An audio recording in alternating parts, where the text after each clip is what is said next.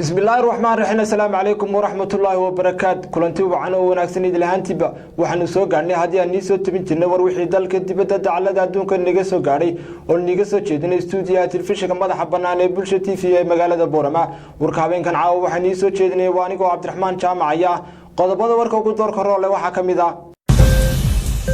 xildhibaan Abiib Axmed Good oo kamid ah xildhibaanada golaha wakiilada Jamhuuriyadda Soomaaliland ayaa waxa uu sheegay in barasaabka gobolka Awdal uu raaligelin ka bixiyo hubkii uu sheegay in la qabtay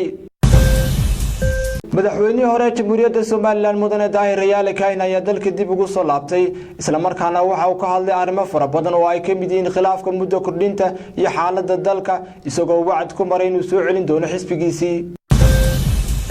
wasiirka diinta iyo awqaafta Jamhuuriyadda Soomaaliland ayaa ka qayb galay munaasabad abaalmarin lagu guddoonsiinayo arday u tartamayay qiraa'ada Quraanka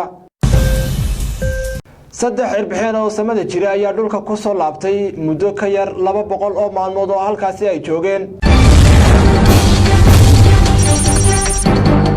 daawadyalintaasi waxay ayaan qodobadii warka ugu door karno laawin soo tabinay anigoo Cabdiraxmaan Jaamacaye intaanu galin qodobadaas oo faahfaahsan waxaad ku soo dhawaataan qadar adeega bulshada